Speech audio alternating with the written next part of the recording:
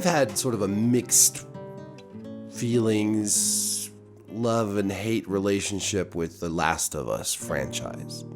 The first game, The Last of Us, now The Last of Us Part 1 in its new sort of remastered and remade form, I thought was brilliant.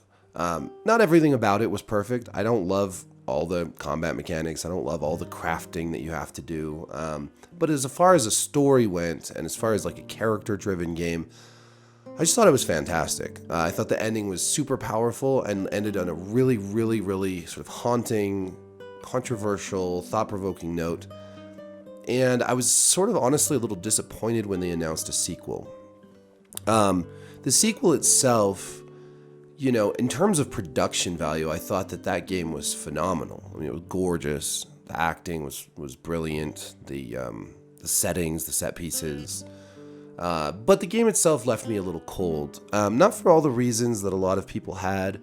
I know people kind of wrote it off as being a little woke. There was like a trans character and whatnot.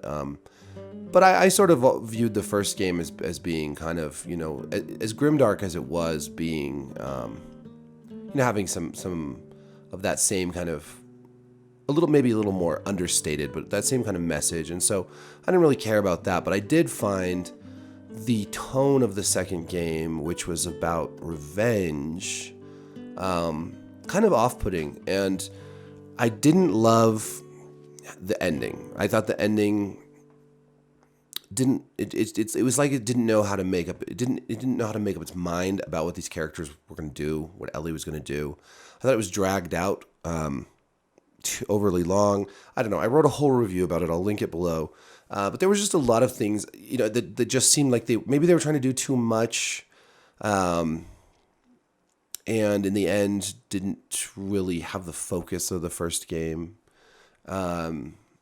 And I don't know, the whole revenge plot just really went sour with me. And it's not like I'm against revenge stories. I mean, Hamlet is one of the best plays ever written. Revenge works. I love Braveheart, like revenge is a compelling story, but the story it had too many people trying to get revenge, and then just went so dark and just kind of all over the map. But anyways, I don't know what they're going to do with the show, and it worries me because the show so far in the first season, and I've watched a handful of episodes so far, is really, really good. We've got Pedro Pascal playing Joel. We have Bella Ramsey playing Ellie. And then you've got a whole broad cast of characters, a whole bunch of people. Nick Offerman plays Bill. Murray Bartlett plays Frank. Anna Torv plays Tess. And I'm going to start forgetting names now. But great cast. I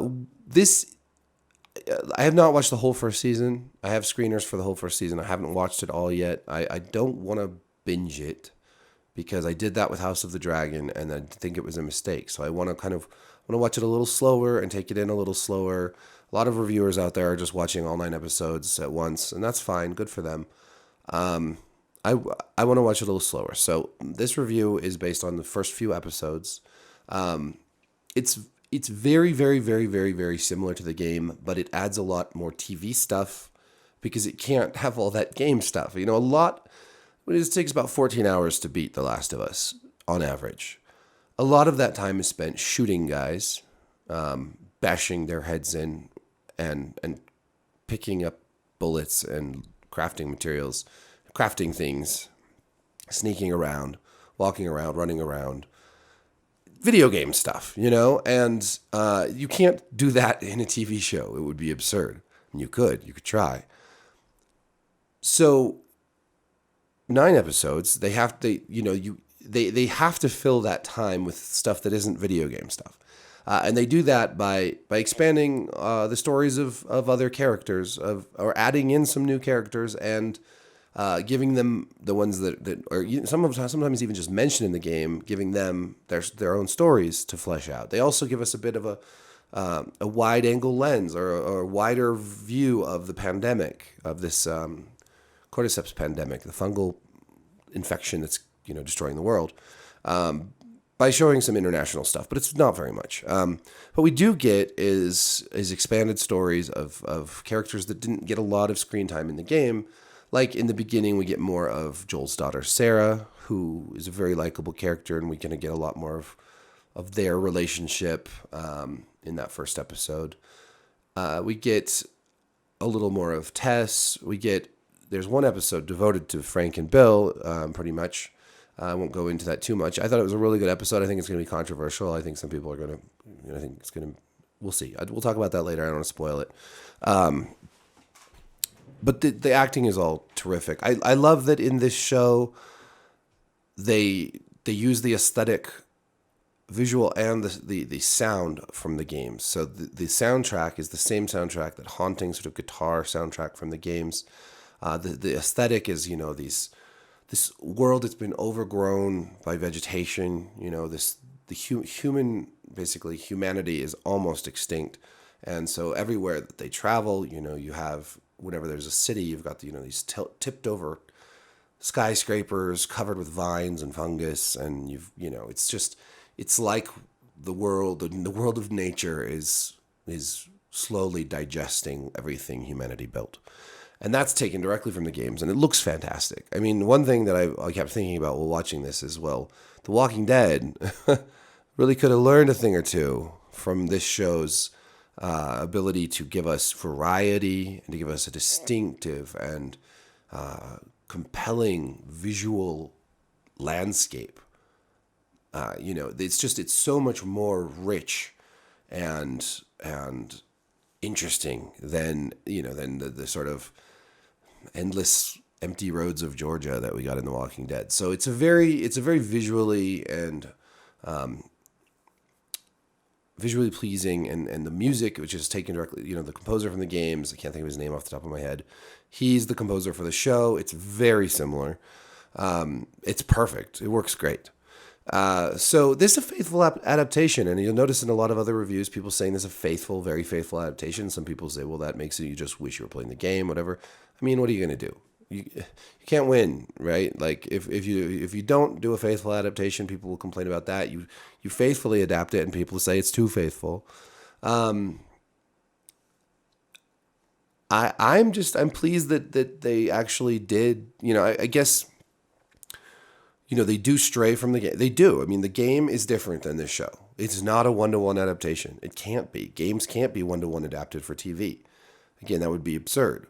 But it is about as close as you can get. And while, yes, they do flesh out more of these backstories and characters and whatnot, the basic story beats, narrative beats are there. And this is, they didn't go and change this to not be about Joel and Ellie. They are still the central characters, and they go and meet all these other people on their journey west. And obviously, I can only speak to what I've seen, so I can't tell you how if they've changed the ending. From what I've heard, it sounds like it's very faithful, though. So I'm very pleased by this. I wish we'd see more of these, adaptations that actually do stick to the story, but then give us more. I like changes to the original in that it can surprise you. There can be unexpected things that you didn't get when you played the game, right? Oh, you get this whole backstory for these characters you didn't know about before, right? It was only implied. Okay, that's cool. That's new. And I'm glad, because I've already played the game. So it's nice to have something new and different in the adaptation. But also to know that the adaptation is faithful and that the story that they're telling is going to be the one that the game told, rather than, inventing all this new crap, which we see so often. And I'd say the same thing with like the Witcher games. They don't tell the exact same stories as the books. They add to those stories in a lot of ways, but they add in ways that are true to the books, and true to the stories that were written in the short stories and in the novels. And that's something I feel like the show The Witcher doesn't do very well. Like, yes, they also add, both the game and the show add, but one adds in a way that feels very true to the source material, and one adds in a way that feels like they're just making up their own shit.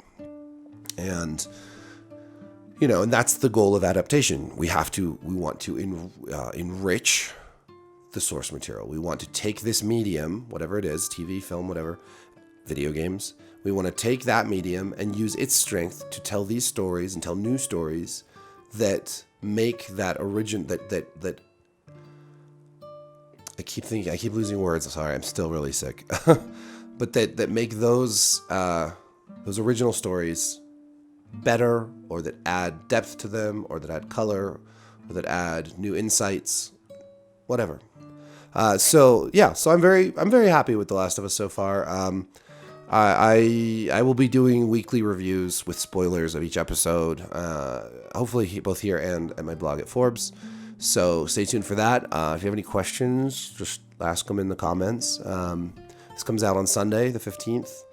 Like I said, I have screeners for the first 9 episodes, the whole season, but I haven't watched them all yet. I'm going to try not to. I really want to keep watching it, so I might end up just watching it all twice. I do that a lot. So, like and subscribe. Hit the little notification bell.